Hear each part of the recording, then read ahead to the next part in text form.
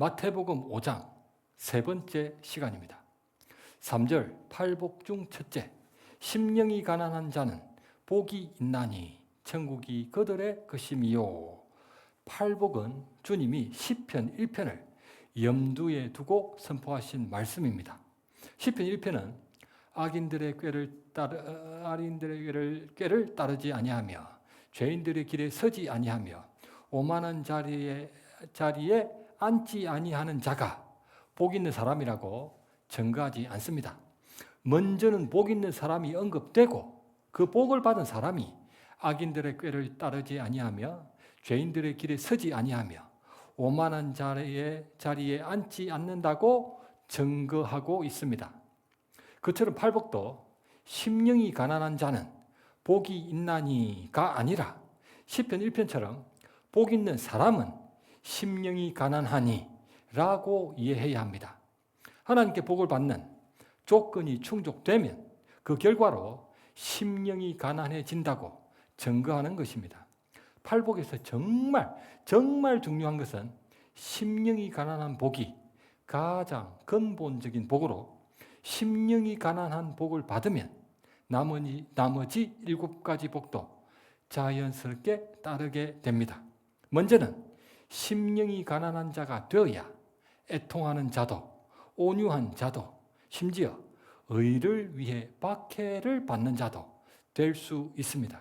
정확하게는 심령이 가난한 것이 복이 있는 것이 아니라 자기 심령이 가난하다는 것을 깨닫는 자가 복이 있어서 하나님 나라 백성이 된다는 의미입니다.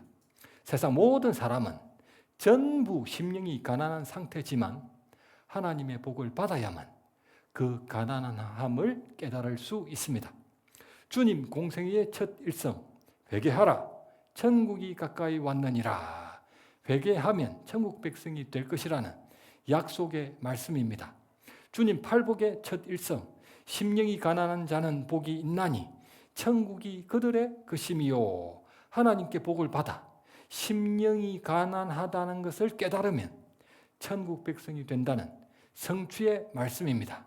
하나님은 바로 회개하는 자에게 심령이 가난하다는 것을 깨닫는 복을 주십니다. 자기 느낌과 생각대로가 아니라 하나님 말씀대로 자기 진심과 열심이 아니라 하나님 은혜로 살겠다는 마음으로 돌이키고 주님을 따르는 진실된 회개를 하면 하나님이 천국 백성이 되는 놀라운 복을 주십니다. 오늘 본문 4절입니다. 애통하는 자는 복이 있나니 그들이 위로를 받을 것임이요. 아멘. 아멘. 성경이 증거하는 팔복을 제대로 이해하기 위해서는 시편 1편도 염두에 두어야 하지만 팔복의 시제도 살펴야 합니다. 3절 팔복 중 첫째, 심령이 가난한 자는 복이 있나니 천국이 그들의 것임이요. 현재 시제입니다. 그들의 것임이요. 지금 그들의 것이라는 뜻이죠. 천국이 그들의 될 것이요. 죽어 나중에 천국이 그들의 것이 될 것이라는 미래 시제가 아니라 지금 살아서 누린다는 현재 시제입니다. 10절 팔복 중 여덟째, 의를 위하여 박해를 받은 자는 복이 있나니 천국이 그들의 것임이라. 역시 죽어 나중에 천국이 그들의 것이 될 것이라는 미래 시제가 아니라 현재 시제입니다. 현재 지금 된다는 현재 시제입니다. 그런데 4절 위로를 받을 것임이요. 미래 시제입니다. 5절 땅을 기업으로 받을 것임이요. 역시 미래입니다. 6절 배부를 것임이요. 7절 긍휼히 여김을 받을 것임이요. 8절 하나님을 볼 것임이요. 9절 하나님의 아들이라 일컬음을 받을 것임이요. 첫째 복 천국의 그들의 것임이요. 여덟째 복 천국의 그들의 것임이라. 첫째와 여덟째 복은 둘 다 현재 시제지만 둘째부터 7째 복까지 6가지 복은 전부 다 미래 시제입니다. 예컨대 셋째 복 땅을 기업으로 받을 것임이요. 천당의 부동산은 나중에 죽어 천국에 가서 받을 것입니다. 미래죠. 여섯째 복 8절 하나님을 볼 것이며 요한계시록 12장 3절 다시 저주가 없으며 하나님과 그 어린 양의 보좌가 그 가운데 있으리니 그의 종들이 그를 섬기며 그의 얼굴을 볼 터이요. 하나님은 지금 살아서가 아니라 죽어 나중에 새하늘과 새 땅에서 요한계시록 22장에서 하나님과 주님의 얼굴을 볼 것입니다. 팔복 중 첫째와 여덟째 복은 현재 시제로 둘 다 천국이 언급되고 있습니다. 천국의 헬라어 직역은 하늘나라, 곧 하나님 나라입니다. 죽어 나중에 간다는 천당이 아니라 지금 살아서 하나님께 그분 다스림을 받는 하나님 나라입니다. 그렇기 때문에 하나님 나라, 곧 천국이 언급되는 첫째와 여덟째 복이 둘 다 현재 시제입니다. 현재 시제. 종합하면 팔복을 둘러싸고 있는 첫째와 여덟째 복을 받아 지금 살아서 하나님 나라로 통치를 받는 자들은, 지금 살아서 하나님 나라의 통치를 받는 자들은 죽어 나중에 천국에서 둘째부터 일곱째 복으로 위로를 받을 것이고 땅을 기업으로 받을 것이며 배부를 것이고 긍휼히 여김을 받을 것이고 하나님을 볼 것이고 하나님의 아들이라 일컬음을 받는 6가지 복을 온전히 전부 다 누리게 된다는 것입니다. 이때부터 예수께서 비로소 전파하여 이르시되 회개하라 천국이 가까이 왔느니라. 하나님 나라가 가까이 왔느니라죠. 직역하면 하나님 나라가 가까이 왔느니라. 신자가 이미 이 땅에 시작된 현재의 하나님 나라와 아직 완성되지 않은 미래의 하나님 나라 사이에서, 곧 이미와 아직 사이에서 이미 임재한 하나님 나라, 그러나 아직 완성이 되지 않았으니까 이미와 아직 사이에서 마음을 돌이키는 회개를 통해 하나님 말씀에 오직 믿음으로 순종하며 살고 있는 것이 바로 그분 통치를 받고 있는 것입니다. 지금 하나님의 나라가 임했는데 내가 하나님의 나라냐 아니냐를 어떻게 아느냐, 내가 하나님 나라 백성이냐 아니냐 어떻게 아느냐, 그것은 하나님 말씀에 오직 믿음으로 순종하고 살고 있으면 하나님 나라 백성이고, 순종하고 살고 있지 않으면, 오직 믿음으로 순종하고 살고 있지 않으면 하나님 나라 백성이 아닙니다. 천국을 죽어 나중에 가는 천당이 아니라 지금 살아서 누리는 하나님 나라로 이해할 때 주님 공생의 시작 때부터 주님 재림 때 완성될 이미와 아직 사이에 존재하는 하나님 나라를 이해할 수 있습니다. 천국, 이래 버리면 나중에 죽어서 가는 그걸로 자꾸 생각하는데 실제로 성경에는 천국이 없습니다. 천국이 안 되어 있습니다. 전부 다 하나님 나라로 되어 있고, 그 하나님 나라는 지금 내가 하나님 말씀에 오직 믿음으로 순종하며 살고 있으면, 아, 나는 하나님 나라 백성으로 죽어 나중에 천국에 가는구나가 성립이 되고, 그렇지 않고 지금 내가 하나님 나라 말씀에 오직 믿음으로 순종하고 있지 않으면 나중에 죽어도 천국에 가지 못한다고 이해를 해야 한다는 것입니다. 하나님 나라 차원에서 신자의 영생은 이미 시작된 것입니다. 그런 차원에서 하나님 나라 백성이냐 아니냐는 지금 결정되잖아요. 지금 결정돼가지고 그 결과를 나중에 죽어서 보는 겁니다. 천국에 가는지 안 가는지는 지금이 결정되는 거예요. 지금 내가 천국에 가는지 안 가는지 지금 결정이 되는 것입니다. 그리고 그 결과를 나중에 본다는 거예요. 그런 차원에서 영생은 이미 시작된 것입니다. 내가 지금 하나님 나라의 백성이면 영생이 시작된 것입니다. 지금. 그런데 지금 하나님 나라 백성이 아니다, 하나님 말씀에 오직 믿음으로 순종하는 사람이 아니다, 그럼 나중에도 영생은 없는 것입니다. 말세도 마찬가지입니다. 이 하나님 나라에 대해서 제가 설명했습니다. 말세도 마찬가지입니다.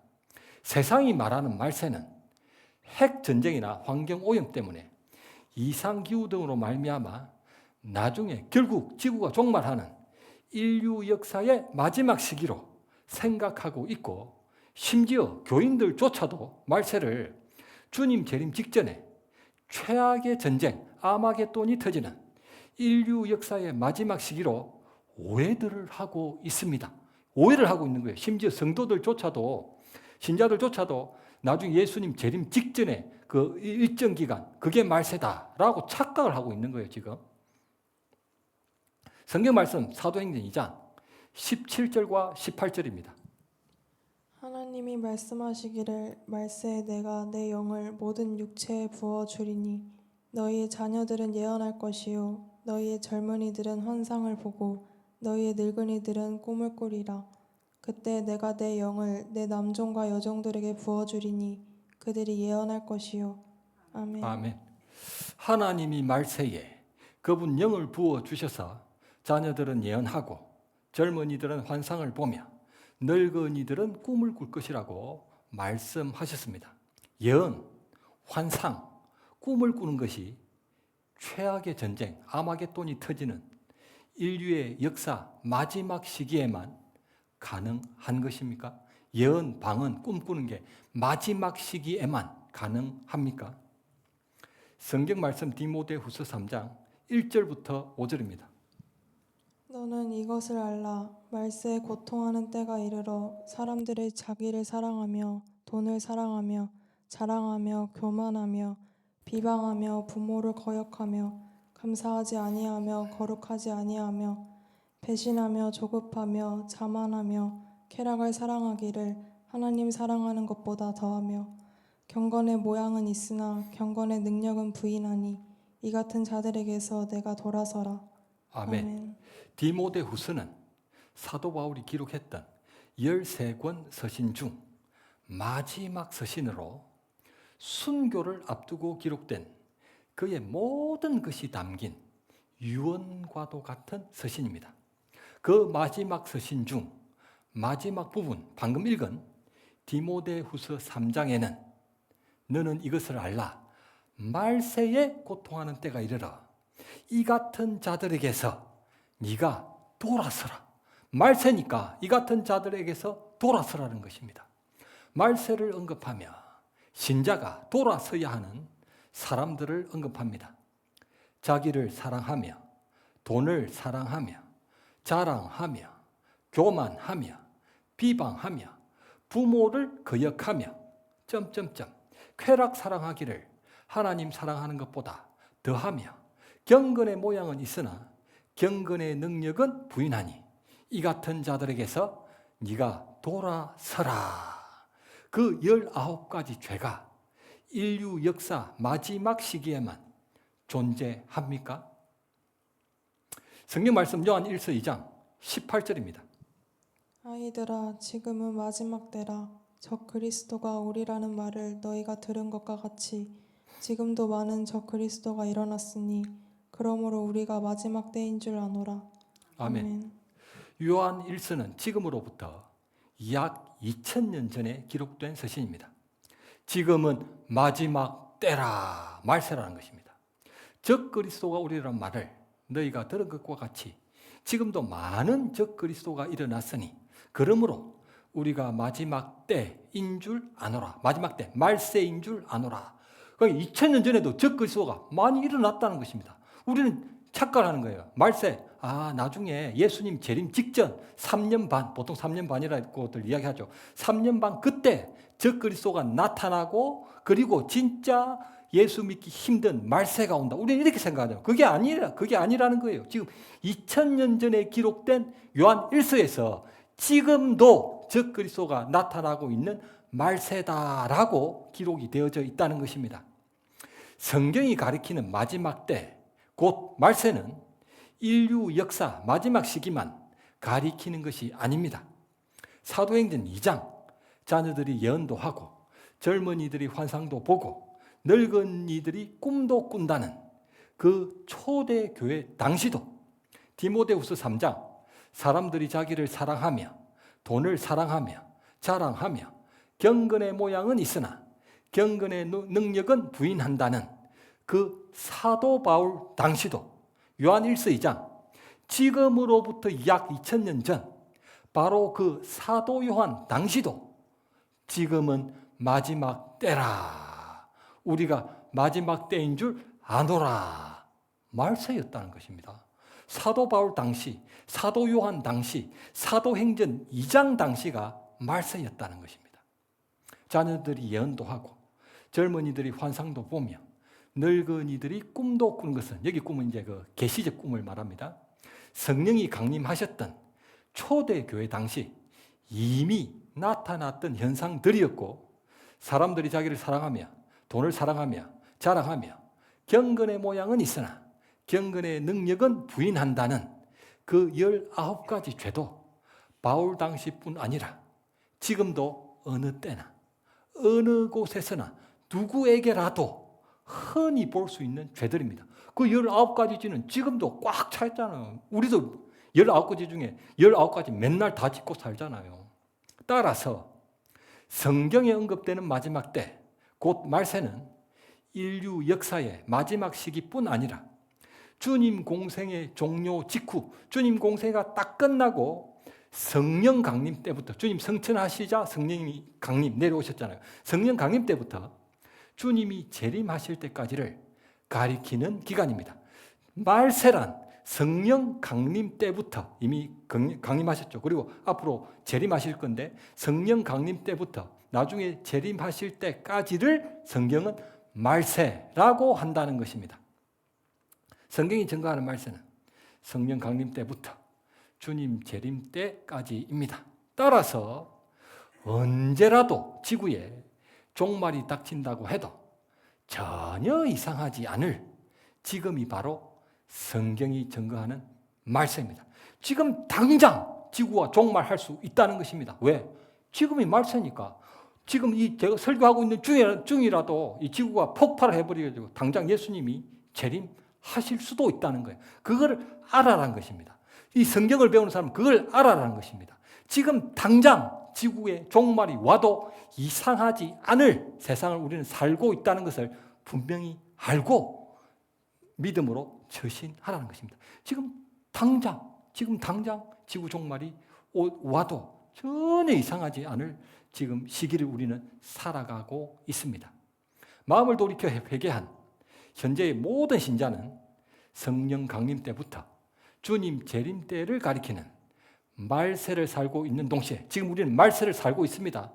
동시에 주님의 공생의 시작 때부터 주님 재림 때 완성될 이미와 아직 사회를 다스리시는 하나님 나라 통치 속에 있습니다. 자, 우리는 지금 첫째, 말세 가운데 살고 있는 동시에 둘째, 하나님 나라 통치 속에 살고 있다는 것입니다. 말세는 성령의 강림과 주님 재림 사이의 기간이고, 하나님 나라는 주님 공생애와 주님 재림 사이 기간입니다. 시간 순서대로 나열을 해보겠습니다. 제일 먼저 주님 공생애와 하나님 나라가 시작되는 주님 공생애가 있고, 둘째 성령의 강림, 말세가 시작되는 성령의 강림, 이 두 번째 시기가 있고, 마지막 주님의 재림, 말세도 끝나고 이 땅에서의 하나님 나라도 끝나는 마지막 주님 재림이 있다는 것입니다. 말세는 둘째 성령의 강림부터 마지막 주님 재림까지고, 하나님 나라는 제일 먼저 첫째 주님 공생애부터 마지막 주님 재림 이후 영원한 하나님의 새하늘과 새 땅까지가 하나님 나라입니다.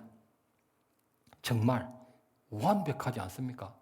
하나님 은혜가 얼마나 완벽한지 정말 머리가 쭈삣쭈삣 설 정도입니다.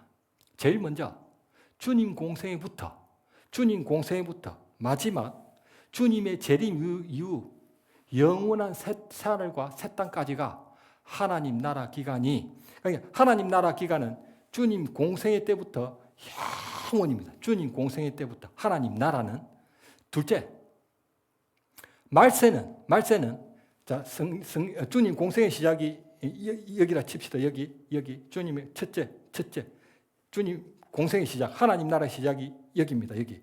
그런데 말세의 시작은 둘째, 주님 공생애가 끝날 때 둘째 성령의 강림 때부터 이 이후로 예수님의 재림 때까지라는 거예요. 그러니까 하나님 나라는 주님 공생의 시작 때부터 하나님 나라가 시작됐고, 말세는 시간이 지난 뒤에 3년 반, 공생의 3년 반이야. 3년 반 뒤에 성령 강림 때부터 말세가 시작된 거예요. 말세가. 그러니까 하나님 나라 기간이 완벽하게 말세를 둘러싸고 있는 것입니다.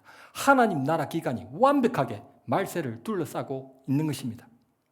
마음을 돌이켜 회개함으로써 팔복 중 첫째와 여덟째 복을 받아, 그 천국이 현재에 그랬잖아요. 팔복 여덟째 복을 받아 지금 살아서 하나님 나라로 통치를 받고 있는 신자는 하나님이 절대 홀로 내버려 두지 않으시기 때문에 말세를 통과하고 있는 중이라도 어떤 아마겟돈이 와도 단 한 명도 실족하지 않으며 죽어 나중에 천당에서 마침내 완성되는 6가지 복, 팔복의 6가지 복도 전부 다 누리게 된다는 것입니다.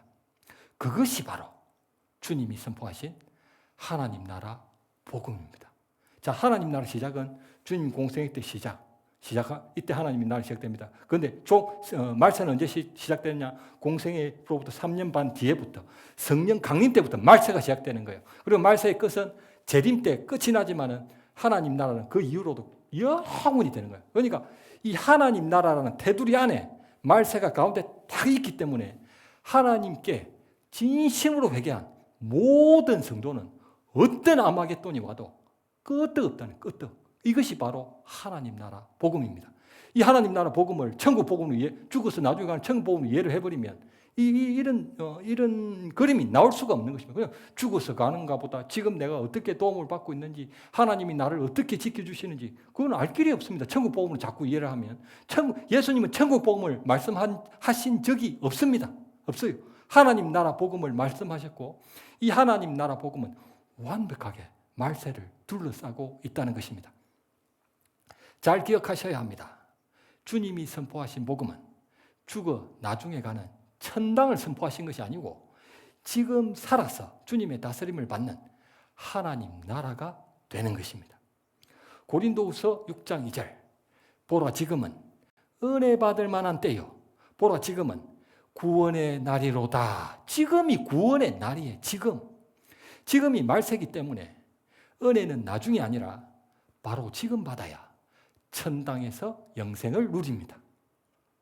팔복 중 둘째, 애통하는 자는 복이 있나니 그들이 위로를 받을 것이미요. 시편 1편처럼 복 있는 사람은 애통해하니 그들이 위로를 받을 것이. 복이 있는 사람이 애통해하게 되어 있고 애통해하는 그 사람이 위로를 받게 된다는 의미입니다. 마음을 돌이키는 회개를 하면 하나님께 복을 받아 자기 영이 극심하게 가난하다는 것을 깨달아 애통해하기 때문에 너무 가난하니까 자기는 절대로 천국에 갈 수 없는 존재를 깨달으니까 그때부터 우는 거예요. 예수님 앞에 할 일이 없습니다. 그냥 울어야 됩니다. 울어야 돼. 예수님 제발 저 좀 살려달라고. 저는 절대로 천국에 들어갈 수 있는 존재가 아니니까 제발 저를 좀 구원해달라고 우는 겁니다. 애통하는 수밖에 없어요. 자기 심령이 가난하다는 걸 깨달으면 하나님이 그 애통하는 자를 하나님이 위로해 주셔서 천국 백성이 되게 하신다는 겁니다. 그렇다면 말세를 살고 있는 지금 하나님께 위로를 받는다는 그들은 왜 애통해 하는 것일까요? 왜 애통해 하는 것일까요? 성경 말씀 요한계시록 7장 3절부터 8절입니다. 이르되 우리가 우리 하나님의 종들의 이마에 인치기까지 땅이나 바다나 나무들을 해하지 말라 하더라. 내가 인침을 받은 자의 수를 들으니 이스라엘 자손의 각 지파 중에서 인침을 받은 자들이 14만 4천이니 유다 지파 중에 인침을 받은 자가 1만 2천이요 르우벤 지파 중에 1만 2천이요 스불론 지파 중에 1만 2천이요 요셉 지파 중에 1만 2천이요 베냐민 지파 중에 인침을 받은 자가 1만 2천이라. 아멘. 아멘. 영원한 약속의 땅, 천국에 들어가기 직전에 이 천국은 진짜 난 죽어가는 천국, 천당에 들어가기 직전에 벌어지는 인류 역사의 최후의 전쟁, 아마겟돈에서 오직 믿음과 순종으로 이기는 자로 완성되는 아마겟돈 전쟁에서도 이기는 자로 완성되는 14만 4천 군대는 이스라엘 모든 12지파에서 1만 2천씩 동일한 수로 소집된 군대입니다. 힌트는 동일한 수로 소집된 군대입니다. 요한계시록은 모형과 상징과 완성의 책이기 때문에 요한계시록의 환상들은 구약 성경에 언급된 구원과 심판의 사건을 모형 삼아 그 사건들이 내포하는 하나님 구원과 심판의 상징적 의미를 들어 구약 성경에 있는 사건을 모형 삼아 이 사건이 갖고 있는 상징적 의미를 들어 인류 역사 때 마지막 때 실상으로 완성될 주 예수 그리스도의 구원과 심판의 사건을 계시하고 보여주고 있습니다.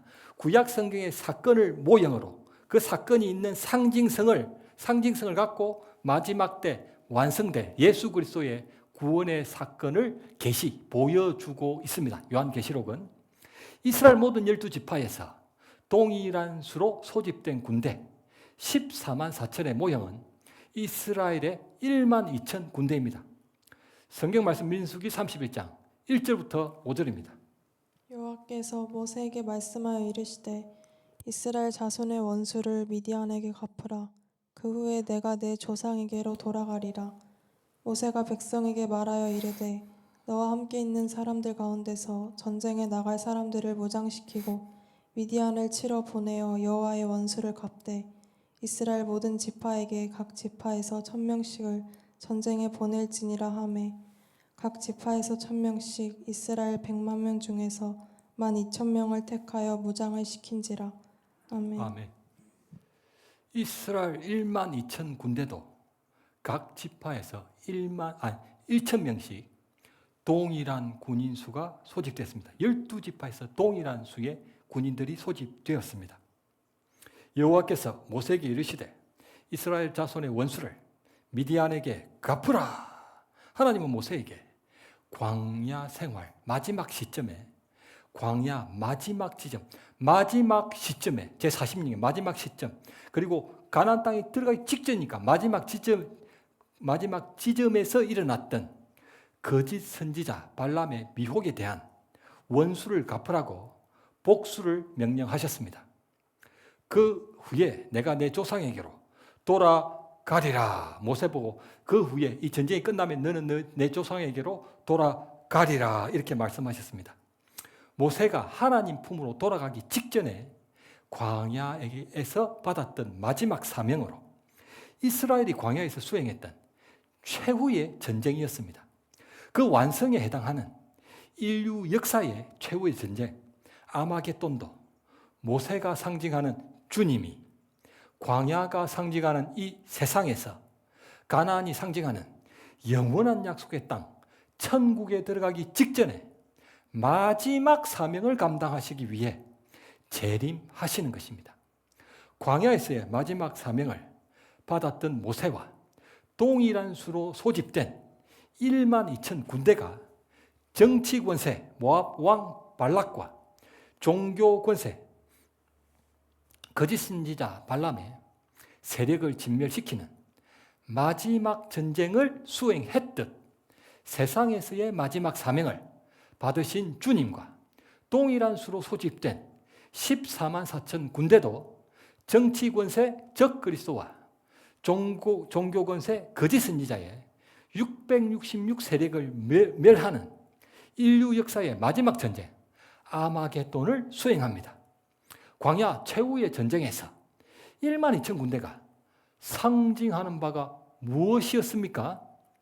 성경 말씀 민수기 32장 49절입니다. 모세에게 말하되 당신의 종들이 이끈 군인을 계수한즉 우리 중 한 사람도 충나지 아니하였기로. 아멘. 아멘. 아마겟돈의 모형 광야의 최후 전쟁에서 1만 2천 군대는 단 한 사람도 충나지 아니하였다는 것을 상징하고 있기 때문에 그 완성에 해당하는 아마겟돈 전쟁에서 하나님께 인침을 받은 14만 4천 군대도 단 한 사람도 충나지 않습니다. 혹시 하나님 나라 백성에게 사탄이 틈을 타서 주님을 붙들고 항변하여 주여 그리 마옵소서 이 일이 결코 주께 미치지 아니하리다. 독사의 자식들이나 떠벌리는 말을 내뱉을 경우에도 사탄아 내 뒤로 물러가라. 결정적인 순간에 주님이 사탄을 물리쳐 주십니다. 또 혹시 십자가 앞에서 주님을 3번이나 저주하고 맹세까지 할지라도 시몬아 시몬아 내가 너를 위하여 기도하였노니 주님이 기도해 주시기 때문에 하나님 나라의 백성은 인류 역사의 최후의 전쟁 아마겟돈 중이라 할지라도 단 한 사람도 충나지 않습니다. 14만 4천 군대는 핵폭탄으로 폭탄 돌리기를 해도 어떤 해도 받지 않습니다. 그렇다면 요한계시록 7장 3절 우리가 우리 하나님의 종들의 이마에 인치기까지 땅이나 바다나 나무들을 해하지 말라. 단 한 사람도 충나지 않는다는 이마에 인침, 이마에 도장을 받는 하나님의 종들이 누구입니까? 도대체 이마에 도장을 받는 다른 이 하나님의 종들은 누구랍니까?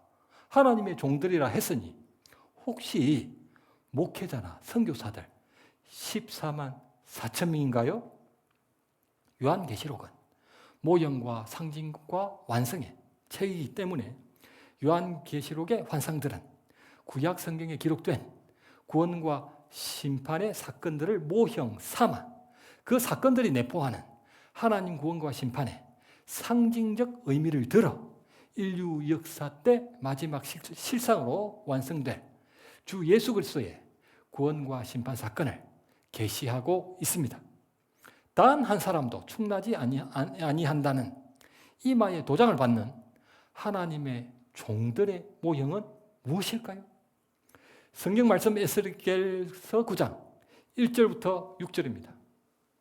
또 그가 큰 소리로 내 귀에 외쳐 이르시되 이 성읍을 관할하는 자들이 각기 죽이는 무기를 손에 들고 나아오게 하라 하시더라.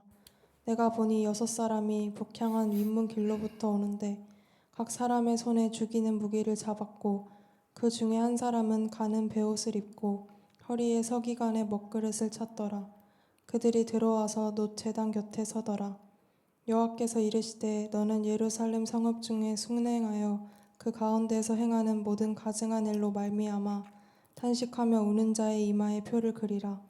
그들에 대하여 내 귀에 이르시되 너희는 그를 따라 성읍 중에 다니며 불쌍히 여기지 말며 긍휼을 베풀지 말고 쳐서 늙은 자와 젊은 자와 처녀와 어린이와 여자를 다 죽이되 이마에 표 있는 자에게는 가까이 하지 말라. 내 성소에서 시작할지니라 하시매 그들이 성전 앞에 있는 늙은 자들로부터 시작하더라. 아멘. 아멘. 예루살렘 성읍 중에 늙은 자와 젊은 자와 처녀와 어린이와 여자를 불쌍히도 긍휼히도 여기지 않고 다 죽이는 중에도 이마에 표 있는 자에게는 가까이 하지 않았습니다. 이마에 표가 있는 자들은 모든 가정한 일로 말미암아 탄식하며 우는 자들이었습니다. 탄식하며 우는 자들에게는 그 이마에 표를 그려주시는 거예요. 이마에 표가 있는 자들이 탄식하고 울었던 이유는 예루살렘에서 행해진 모든 가정한 일 때문이었습니다. 에스겔서 8장 5절부터 11절입니다. 그가 내게 이르시되 인자야 이제 너는 눈을 들어 북쪽을 바라보라 하시기로 내가 눈을 들어 북쪽을 바라보니 제단문 어기 북쪽에 그 질투의 우상이 있더라. 그가 또 내게 이르시되 인자야 이스라엘 족속이 행하는 일을 보느냐 그들이 여기에서 크게 가증한 일을 행하여 나로 내 성소를 멀리 떠나게 하느니라. 너는 다시 다른 큰 가증한 일을 보리라 하시더라. 내가 들어가 보니 각양 곤충과 가증한 짐승과 이스라엘 족속의 모든 우상을 그 사방 벽에 그렸고 이스라엘 족속의 장로 중 70명이 그 앞에 섰으며 사반의 아들 야하사냐도 그 가운데에 섰고 각기 손에 향료를 들었는데 향년이 구름같이 오르더라. 아멘. 아멘. 세상에 하나님 성전 안에 질투의 우상이 있고 각양 곤충과 짐승과 이스라엘 족속의 모든 우상을 그 사방에 그렸으며 이스라엘 장로들이 지도자들이 그 우상의 방은 어둠 가운데서 향연을 피우며 제사를 지냈습니다. 독사의 자식들처럼 하나님 성전 안에 우상을 세워놓고 숭배를 하고 있었던 것입니다. 6절 그가 또 내게 이르시되 인자야 이스라엘 족속이 행하는 일을 보느냐? 그들이 여기에서 그 가정한 일을 행하여 나로 내 성소를 멀리 떠나게 하느니라. 그래서 하나님이 이스라엘을 떠나셨던 것입니다. 그러나 이마에 표를 그림받은 자들은 그 모든 가정한 일에 대해 동조했던 것이 아니라 탄식하며 울었기 때문에 하나님께 긍휼히 여김을 받아 결정적인 순간에 보호를 받았습니다. 하나님께 보호를 받은 자는 성전이 상징하는, 이 성전이 우리의 마음을 상징하는 마음 속에 하나님 입에서 나오는 모든 말씀이 아니라 자기 느낌과 생각, 자기 진심과 열심이라는 우상을 세워 숭배하는 것에 대해 애통하는 자들입니다. 애통하는 자는 복이 있나니 그들이 위로를 받을 것이미요. 말씀을 맺겠습니다. 베드로가 예수의 말씀에 다 굴기 전에 내가 3번 나를 부인하리라 하심이 생각나서 밖에 나가서 심히 통곡하니라. 한 사람도 축나지 않는 하나님의 종들, 하나님의 영을 받아 예언하는 남종과 여종, 이마에 인침받는 하나님의 종들은 모두 마음을 돌이켜 회개함으로써 하나님의 복을 받아 심령이 가난하고 애통해하는 신자들을 가리킵니다. 하나님이 에덴 동산 동쪽에 생명나무의 길을 지키던 그룹들과 두루 도는 불칼로 그분 종들을 지키도록 하시기 때문에 그들은 결코 사망의 골짜기에 홀로 통곡하도록 남겨지지 않습니다. 인류 역사 최후의 전쟁 아마겟돈도 회개한 신자들을 666 세력으로부터 분리시킨 이후에 발발되고 만왕의 왕께서 철장으로 질그릇 깨뜨리시듯 회개하지 않는 그 세력을 심판하는 것에 불과합니다. 그것이 바로 제자된 우리 모두가 오직 믿음으로 어디든 따라야 할 예수 그리스도께서 쏟으신 피와 눈물로 선포하신 하나님 나라의 복음입니다. 그는 육체에 계실 때에 자기를 죽음에서 능히 구원하실 이에게 심한 통곡과 눈물로 간구와 소원을 올렸고 그의 경건하심으로 말미암아 들으심을 얻었느니라. 아멘.